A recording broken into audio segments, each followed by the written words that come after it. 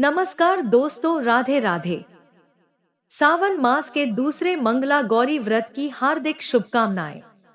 सावन मास के हर मंगलवार को मंगला गौरी की पूजा की जाती है। मंगला गौरी पार्वती माँ की ही छवि है। यह व्रत सुहागिन महिलाएं अपनी संतान के लिए करती है। इस व्रत को करने माँ मंगला गौरी की कृपा हमारे बच्चों पर बनी रहती है। यह व्रत विवाहित स्त्रियों के लिए अत्यंत फलदायी माना जाता है, जिससे उन्हें अखंड सौभाग्य, सुख, संतान और समृद्धि की प्राप्ति होती है। तो प्रेम से बोले मंगला माता की जय।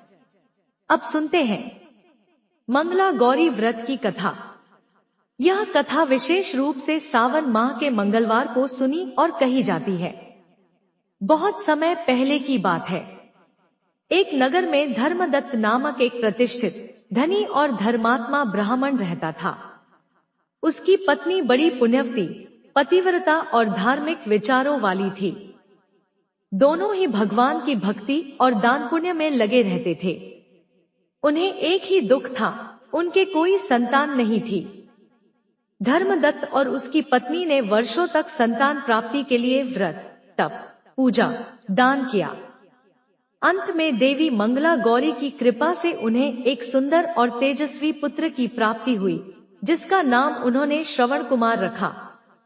श्रवण कुमार बड़ा होकर बहुत विद्वान, सुंदर और विनम्र युवक बना। जब वह विवाह योग्य हुआ, तो उसके माता पिता ने एक धर्मात्मा ब्राह्मण की कन्या से उसका विवाह करवा दिया। कन्या बहुत सुंदर, गुणवान और संस्कारशील थी। परंतु उसके विवाह के कुछ समय बाद ही उसके भाग्य में कुछ दुखद घटनाएं घटने लगी। श्रवण कुमार का व्यापार धीरे धीरे नष्ट होने लगा। परिवार में क्लेश और आर्थिक तंगी बढ़ने लगी। यहाँ तक कि एक दिन एक ज्योतिषी ने बताया कि यह सब उसके पूर्व जन्म के कर्मों और उसकी पत्नी के भाग्य दोष के कारण हो रहा है। उसके भाग्य में अल्पायु और दरिद्रता लिखी है। यह सुनकर उसकी पत्नी दुखी हो गई, परंतु उसने हार नहीं मानी। उसने एक वृद्धा से सुना कि सावन मास के हर मंगलवार को मंगला गौरी व्रत करने से स्त्री के दुर्भाग्य मिटते हैं और पति को दीर्घायु, सुख और संपन्नता मिलती है। उस दिन से बहू ने मंगला गौरी व्रत करना शुरू किया।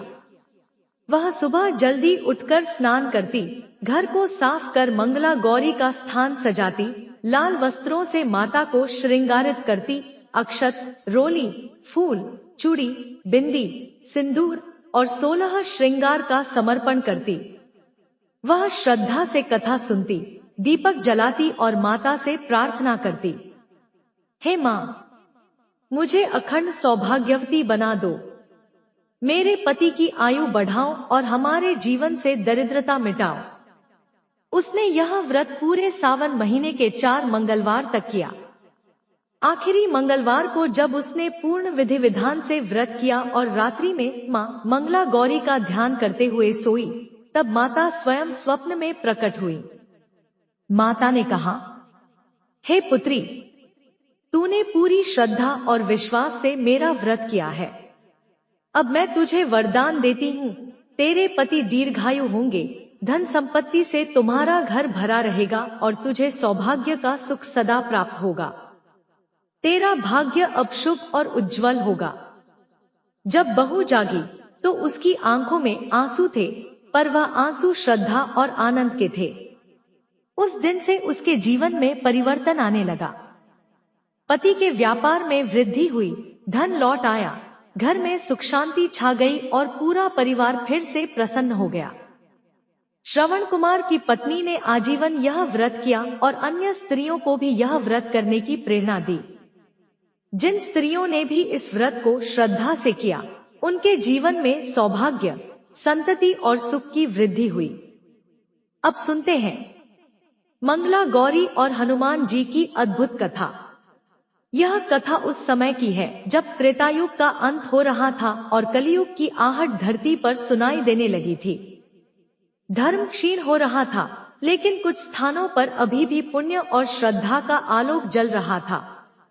ऐसे ही एक स्थान पर मंगला गौरी का पावन मंदिर था, जहां हर मंगलवार को स्त्रियां व्रत करती और देवी से अखंड सौभाग्य, संतान सुख और संकट मोचन की कृपा मांगती। प्राचीन अयोध्या के समीप एक नगर था शंखपुर। वहां एक वृद्ध ब्राह्मण दंपति रहते थे, हरिदत्त और उनकी पत्नी सुमति। उनकी कोई संतान नहीं थी। सुमति ने मां मंगला गौरी की बहुत श्रद्धा से सेवा की। प्रतिवर्ष श्रावण मास के मंगलवार को व्रत रखती और मां से यही वर मांगती कि उन्हें एक तेजस्वी धर्मनिष्ठ संतान मिले। वर्षों ऐसे ही बीत गए। एक दिन मां मंगला गौरी ने स्वप्न में सुमति को दर्शन दिए और कहा, हे सुमति, तेरा व्रत सफल होगा। तुझे एक ऐसा पुत्र प्राप्त होगा जो भगवान राम का सेवक और संकट मोचन कहलाएगा। उसी समय एक विचित्र घटना घटित हुई। अंजनी पुत्र हनुमान, जो तपस्या में लीन थे, उन्हें अपने भीतर से एक आह्वान सुनाई दिया, जाओ, धरती पर एक सती स्त्री के व्रत को पूर्ण करने हेतु तुम्हें उसकी सहायता करनी है। हनुमान जी शंखपुर पहुंचे और वृद्ध दंपति के घर पर आकर बोले, मां, मैं एक साधु हूँ, मुझे भोजन और आश्रय दो। सुमति ने उन्हें प्रेम पूर्वक भोजन कराया और जब हनुमान जी ने उनके कष्ट का कारण जाना तो बोले, हे मां, कल मंगला गौरी का व्रत है। मैं स्वयं उसकी रक्षा करूंगा। कल तू मंदिर जा, मां की पूजा कर और जो बाधा आए वह मेरी होगी। अगले दिन सुमति मंदिर गई। जैसे ही वह पूजा में बैठी, रात्रि को भयंकर तूफान उठा। राक्षसों की सेना मंदिर की ओर बढ़ने लगी। ये राक्षस कलयुग के अग्रदूत थे, जो देवी पूजा को खंडित करने आए थे। पर तभी वज्र की तरह हनुमान प्रकट हुए। उन्होंने अपनी गदा घुमाई और राक्षसों पर टूट पड़े।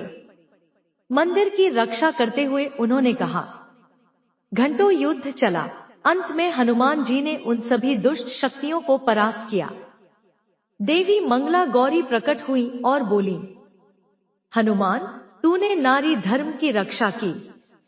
आज से जो मेरी पूजा मंगलवार को करेगा, उसका कल्याण तू करेगा। मेरी पूजा तुझसे जुड़ गई। देवी मंगला गौरी ने सुमति को आशीर्वाद दिया, हे सती, तुझे एक पुत्र रत्न मिलेगा जो विद्वान, शूरवीर और धर्मनिष्ठ होगा। कुछ समय बाद सुमति ने एक पुत्र को जन्म दिया। उसका नाम रखा गया गौरवेश। वह भगवान हनुमान का परम भक्त बना और अपने जीवन में मां मंगला गौरी की सेवा करता रहा। तब से यह परंपरा चली कि जो स्त्री मंगला गौरी का व्रत करती है, उसकी रक्षा स्वयं हनुमान जी करते हैं। वे उसके जीवन से रोग, शोक, दरिद्रता, अकाल मृत्यु और पति संतान के संकट को दूर करते हैं। मंगला गौरी और हनुमान की यह कथा यह सिखाती है कि नारी का व्रत और साधना कितना महान होता है, और यदि उसमें भक्ति, श्रद्धा और विश्वास हो तो स्वयं देवता उसकी सहायता के लिए आते हैं। प्रेम से बोलिए मंगला माता की जय।